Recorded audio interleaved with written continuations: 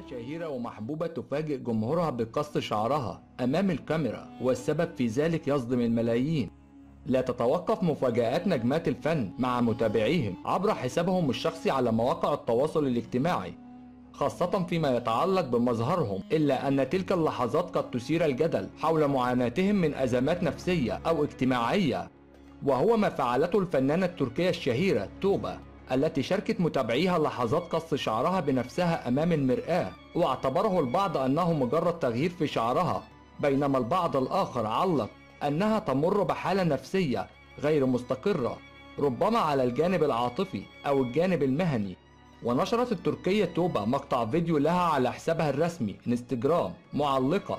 لا أعلم إن كنت قد سمعت ذلك من قبل، ولكنهم يقولون أن الشعر يجمع الذكريات. وتابعت كمان توبة وقالت: حان الوقت اللي أقول وداعا لبعض الذكريات القديمة بالنسبة لي إلى ذكريات جديدة في باريس.